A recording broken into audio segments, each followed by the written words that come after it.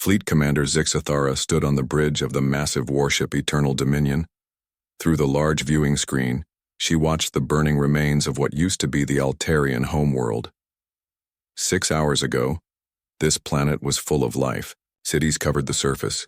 Millions of beings lived peaceful lives. Now it was just smoke and fire. The Altarians had tried to fight back. Their small defense fleet launched every ship they had. It made no difference. The hegemony fleet destroyed them in minutes. The planet surrendered after that, but it was too late. The hegemony did not accept surrender after resistance. That was the rule. "Commander, we have new orders," said War Leader Kethmore as he walked up to her. He was tall and strong, with dark scales covering his body. His red eyes glowed with excitement. Kethmore loved battle more than anything else. Zixathara turned, away from the screen.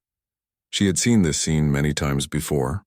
In the past 5 years, the hegemony had conquered 43 worlds. Each time was the same. They arrived with overwhelming power.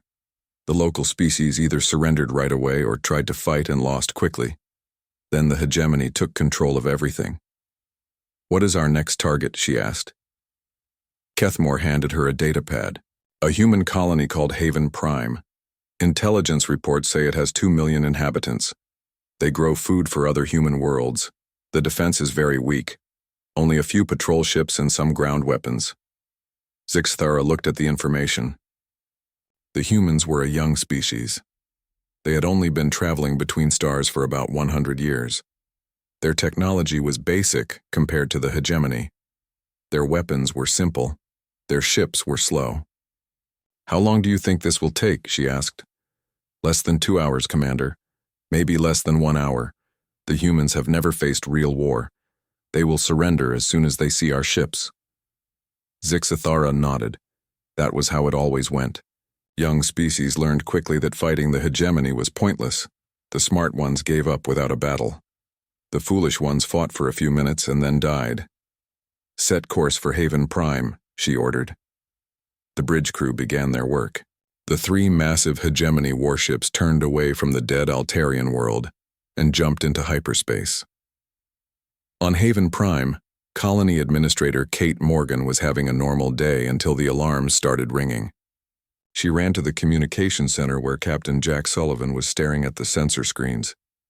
"What is it, Jack?" she asked.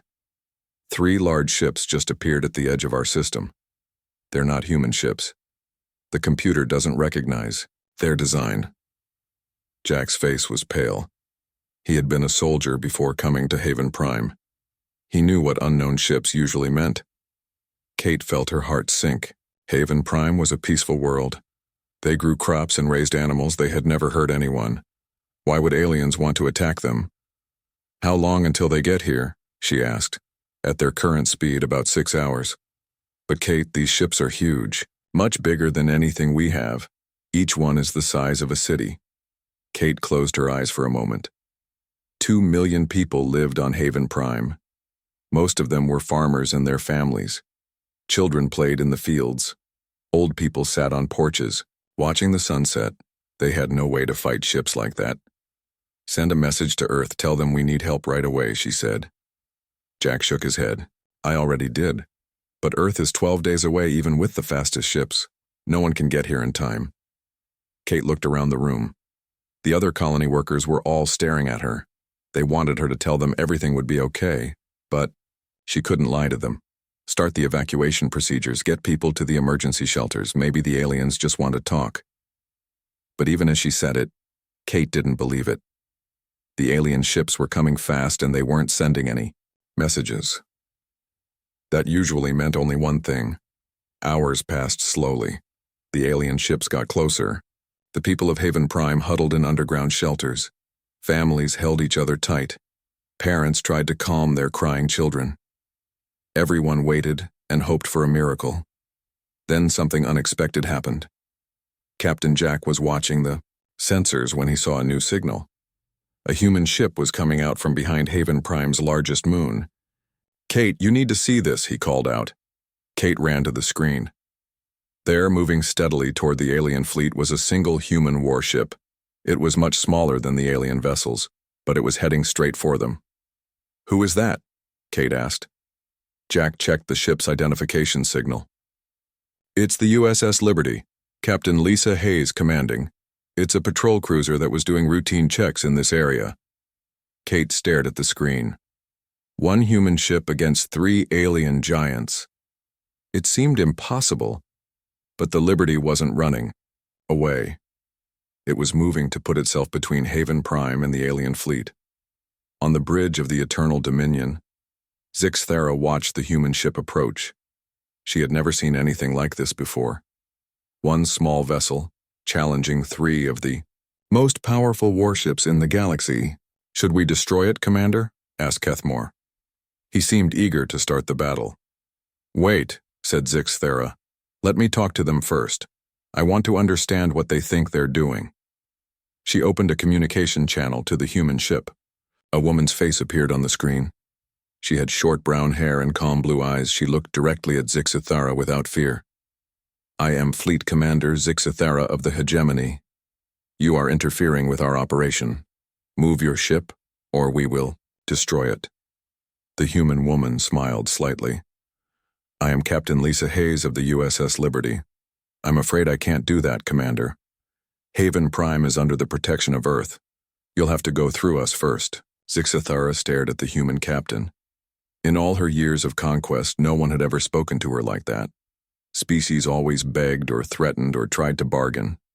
This human was simply stating a fact, as if blocking 3 hegemony warships was the most natural thing in the world.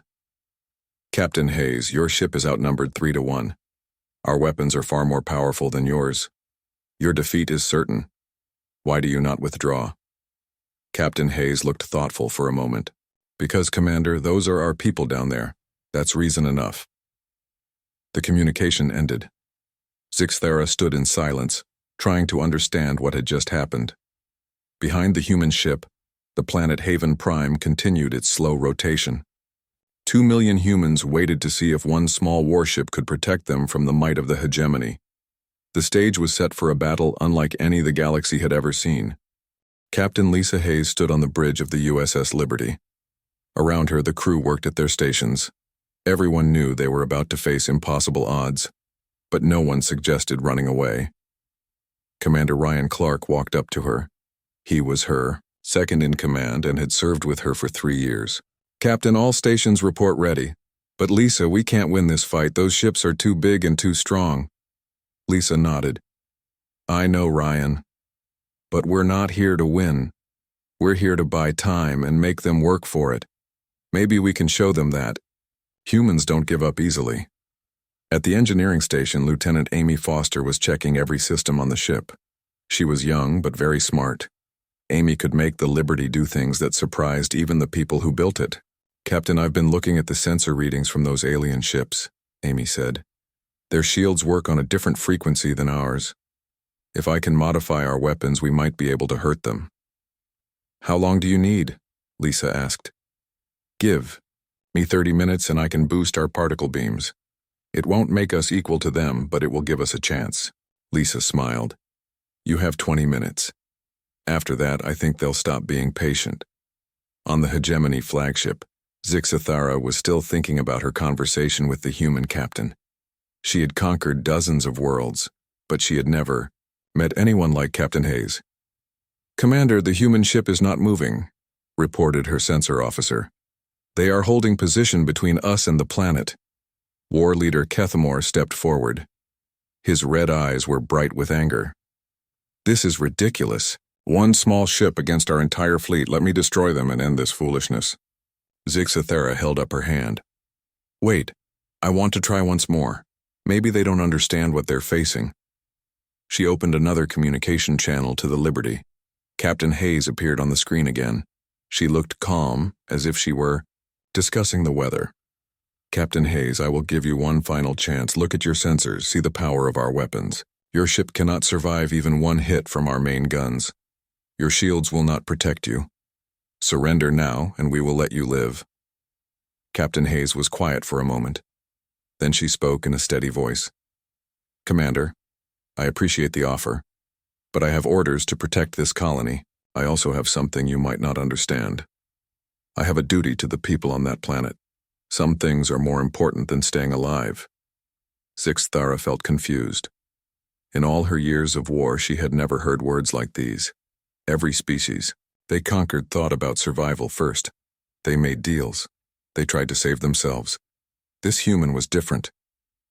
You would die for people you don't even know? Zixthara asked. I would die for the idea that people should be free to live their lives in peace, Captain Hayes replied. That's what we humans call worth fighting for. The communication ended again. Zixthara turned to her bridge crew. They all looked as confused as she felt. War leader, what do you make of this? She asked Kethmore. The human is insane, Commander. No rational being fights when they cannot win. We should destroy them quickly and move on to the planet. But Zixthara wasn't sure. She had studied war for most of her life.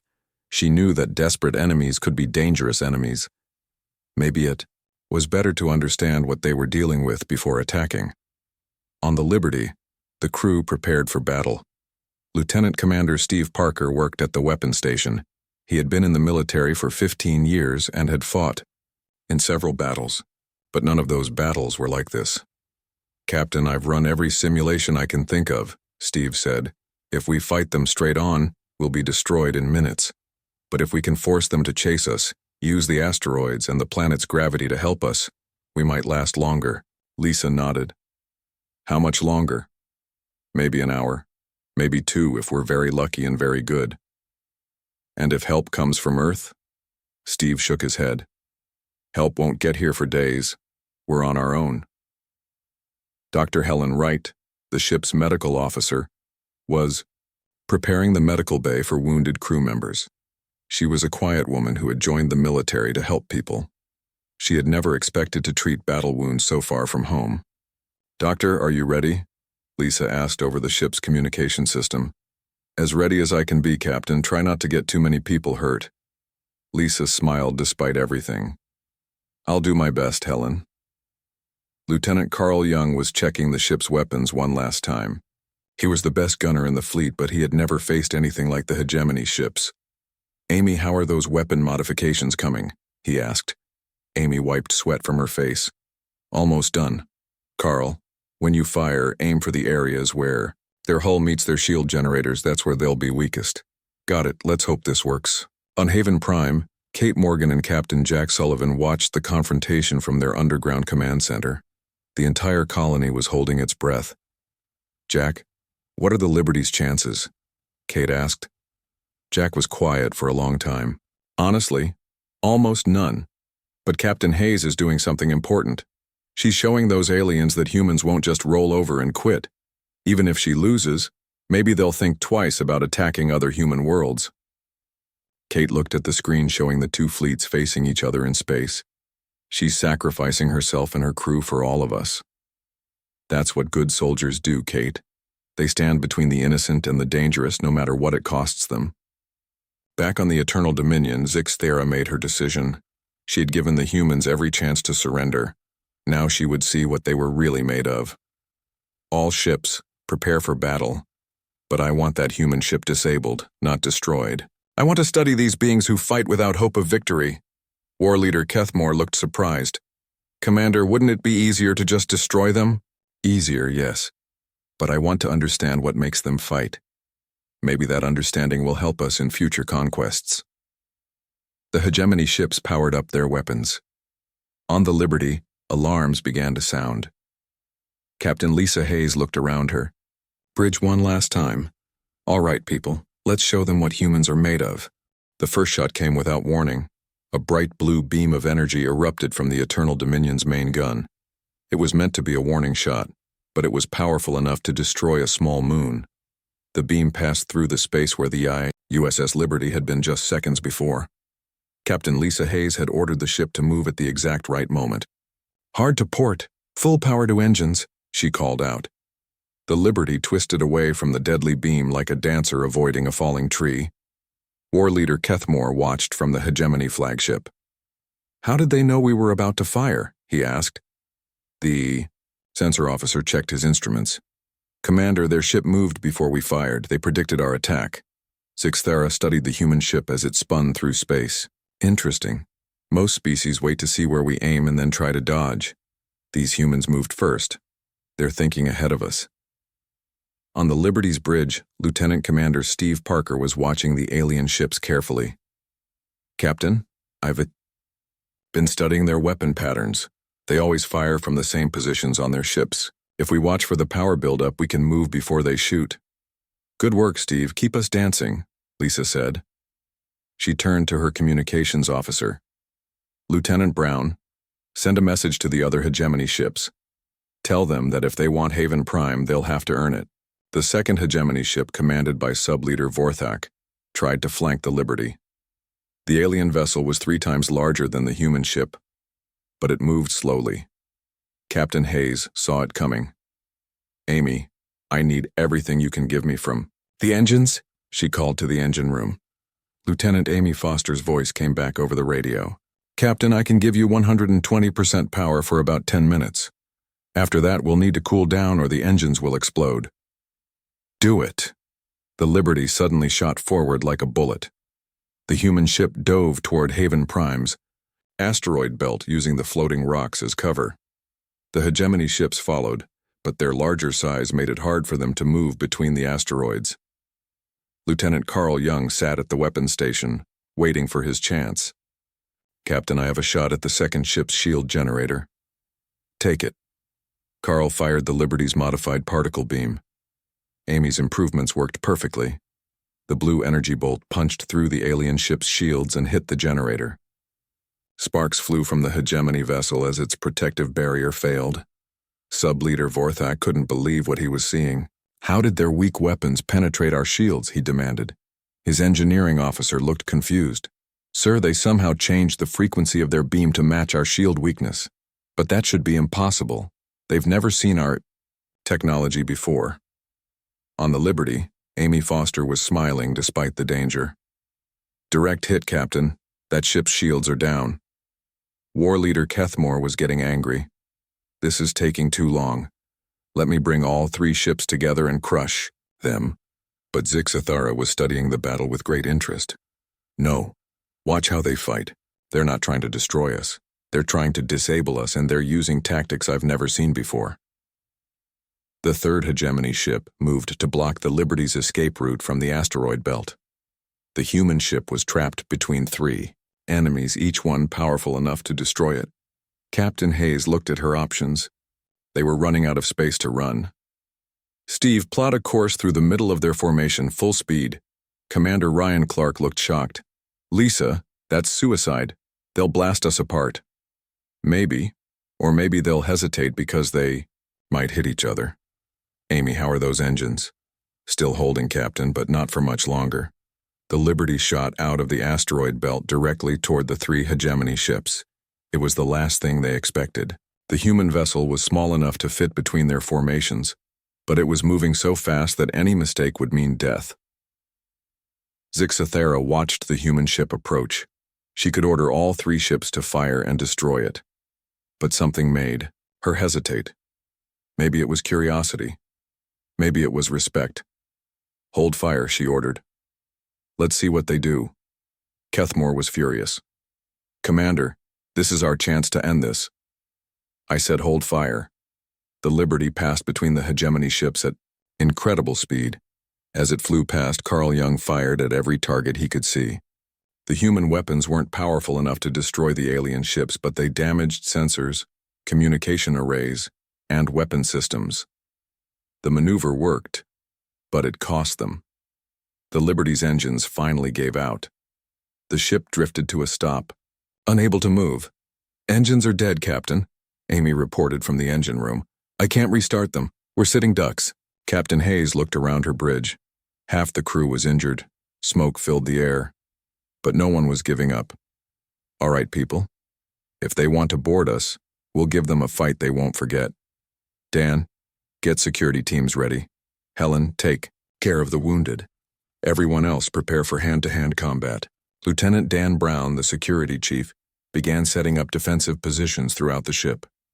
He had 30 security officers against potentially hundreds of alien soldiers, but they would make every corridor cost the enemy. Dr. Helen Wright, moved from person to person, treating injuries. "Captain, you need medical attention," she said. Lisa had a cut on her forehead from when a console exploded. Later, Helen. "We're not done yet." On the Eternal Dominion, Zixathera stared at the disabled human ship. In 30 minutes of fighting, one small vessel had damaged all 3 of her warships and embarrassed the entire hegemony fleet. "Should we board them now, Commander?" asked. Kethmore Zixathera was quiet for a long moment. Then she did something that surprised everyone on the bridge. "Open a communication channel to the human ship," she ordered.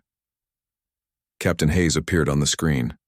Her uniform was torn and there was blood on her face, but her eyes were still determined. "Captain Hayes, your ship is disabled.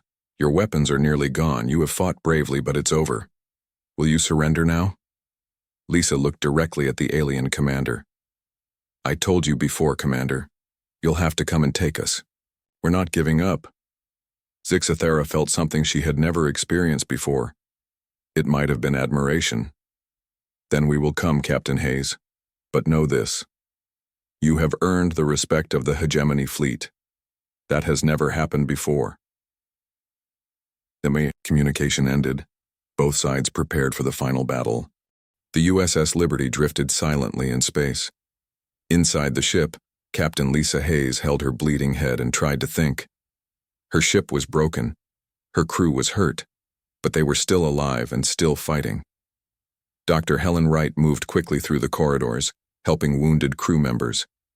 The battle had been fierce and many people needed medical care. She stopped next to Captain Hayes.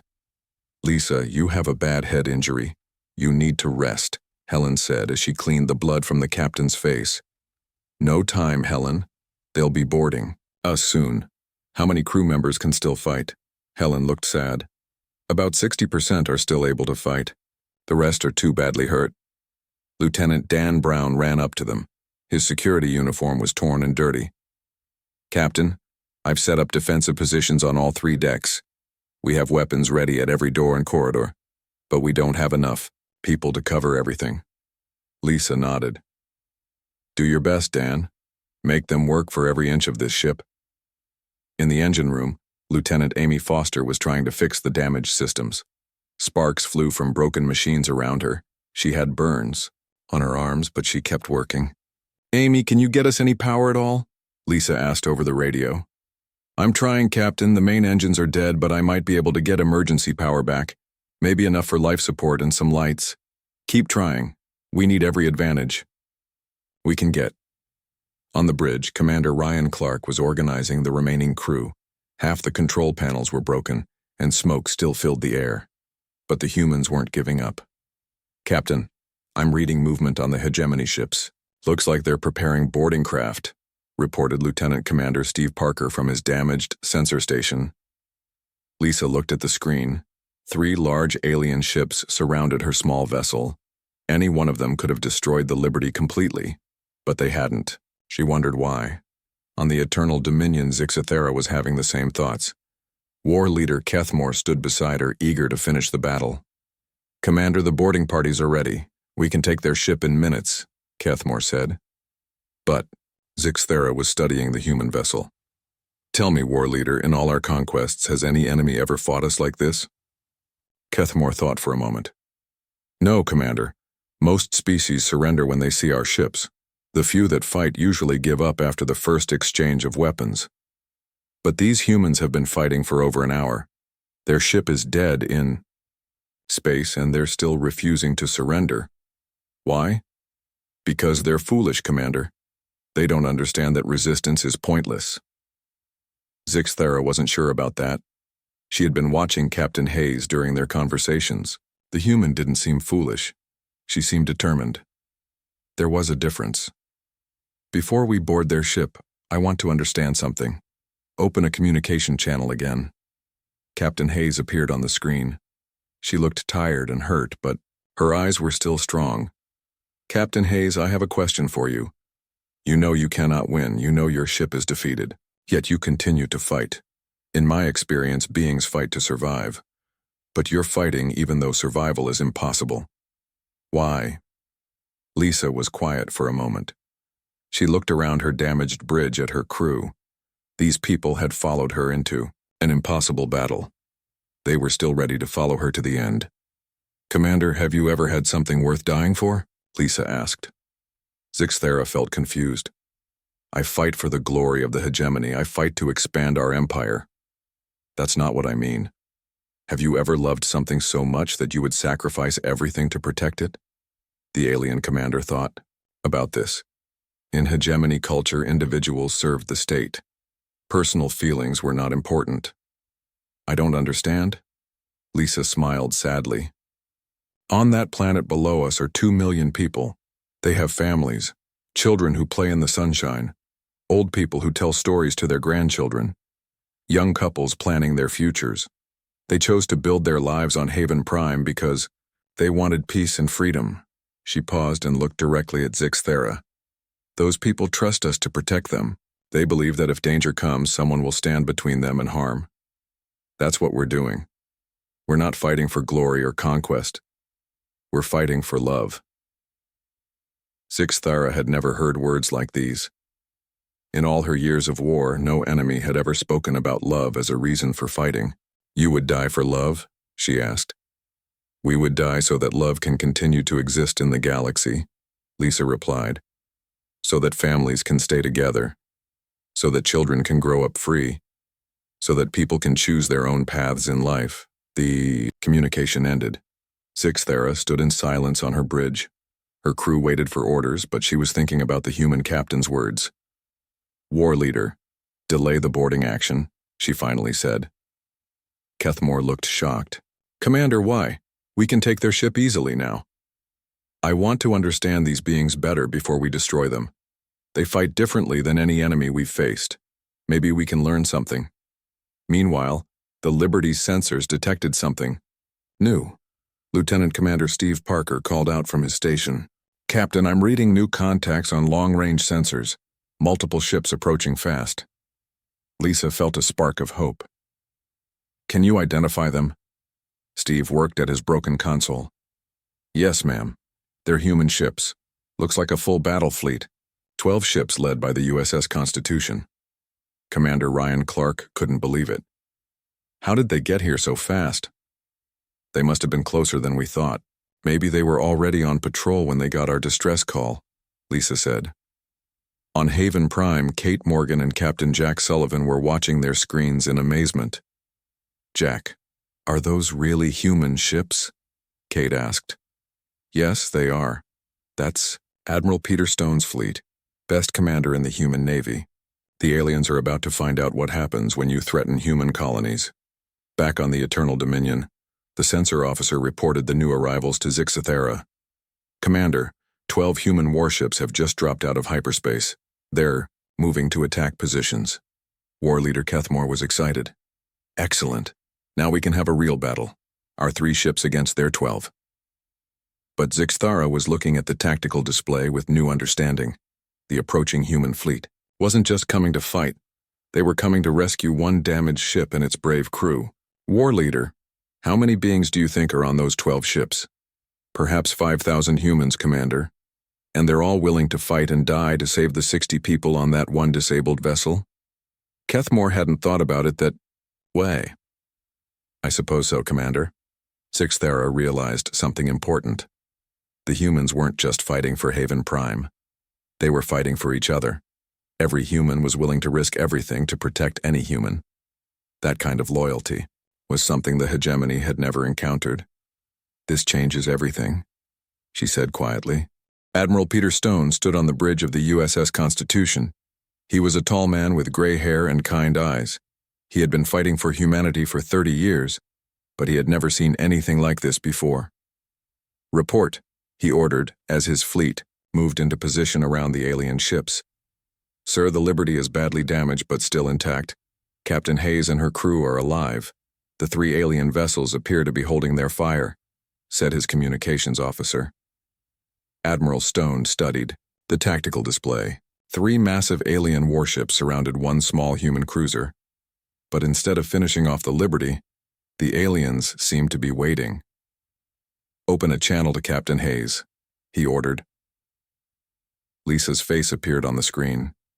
She looked tired and hurt, but she was smiling. Admiral Stone, good to see you. Captain, what's your status? Do you need immediate evacuation? We're hurt but holding together, sir. The aliens haven't tried to board us yet. I think their commander wants to talk. Admiral Stone was surprised. Talk? After what they did to your ship? It's complicated, sir.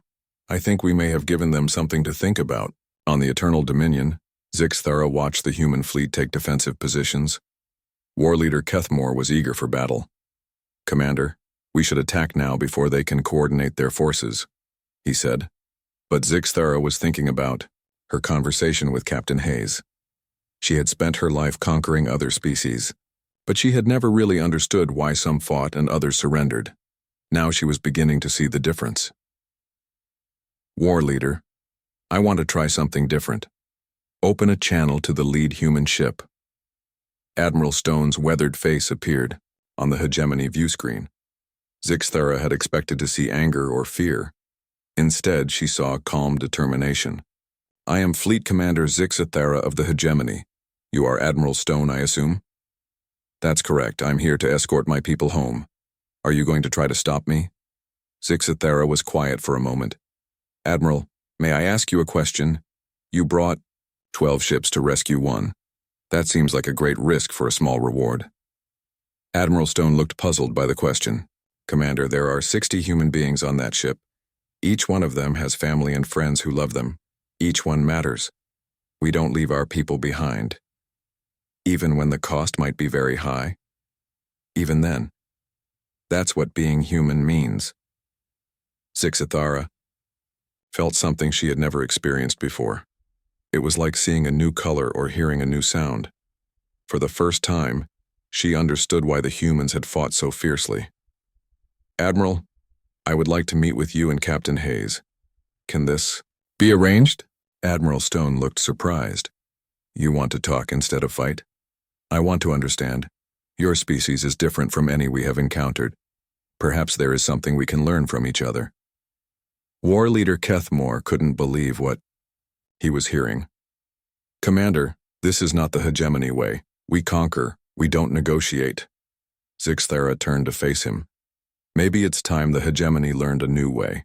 3 hours later, representatives from both fleets met on a neutral space station that Admiral Stone's ships had called to the area. Captain Hayes had been treated by Dr. Wright and was feeling better. Admiral Stone sat beside her at a round table. Across from them sat Zixthara and Kethmore. Commander Zixthara, I have to ask you something, Captain Hayes said. Why didn't you destroy us when you had the chance? Zixthara thought carefully before answering. Because you taught me something, Captain Hayes. For years, the hegemony has conquered world after world. We believed that fear and superior weapons were enough to rule the galaxy. But you showed me something different. What's that? You showed me that there are things worth fighting for even when you cannot win. You fought not for yourselves, but for others. That kind of courage is something the hegemony has never understood. Admiral Stone leaned forward. So what happens now? Do we fight or do we find another way? Zixthara looked at her hands. I have been a soldier all my life. I have conquered 43 worlds for the hegemony. But I have never seen beings fight the way humans fight. You don't fight for conquest or glory. You fight for love. War leader Kethmore spoke up angrily. Commander, the Hegemony Council will not accept this. We came here to conquer this world. If we leave empty-handed, they will remove you from command. Then maybe it's time for the hegemony to change, Zixthara replied. Maybe conquest isn't the only way to build an empire. Captain Hayes smiled. Commander, what if instead of conquering us you tried to understand us? What if our species could learn from each other? What do you mean? Admiral Stone answered. Trade instead of conquest, friendship instead of fear, working together to explore the galaxy instead of fighting over it. Zixthara was quiet for a long time. Everything she had been taught said this was wrong. But watching the humans fight had shown her that maybe everything she had been taught was incomplete. I cannot speak for the entire hegemony, she finally said. But I can speak for my fleet. We will withdraw from Haven Prime and I will return to our leaders with a new message. What message? Captain Hayes asked. That we have met a species that fights not for conquest but for love, and that maybe there is a better way to build relationships between worlds. War Leader Kethmore stood up angrily. Commander, this is betrayal of everything the hegemony stands for. No, Kethmore. This is evolution. The hegemony has been strong, but we have never been wise. These humans can teach us wisdom. 6 months later, Captain Lisa Hayes stood in her new office on Earth. She had been promoted to Admiral after the battle at Haven Prime. On her desk was a message from Fleet Commander Zix Athara. The message was simple. Admiral Hayes, I wanted you to know that the Hegemony Council has agreed to begin peace talks with humanity. It will take time, but we are learning. Thank you for teaching us that courage comes not from superior weapons, but from love for others. The galaxy is becoming a better place because humans refuse to give up hope. Lisa smiled as she looked out her window at the stars. Somewhere out, their former enemies were becoming friends. It had all started with one small ship refusing to move out of the way. Sometimes the most important battles weren't won with weapons. Sometimes they were won with courage, love, and the simple refusal to let evil triumph over good. The humans had saved more than Haven Prime that day. They had saved the idea that different species could live together in peace. And that was worth fighting for.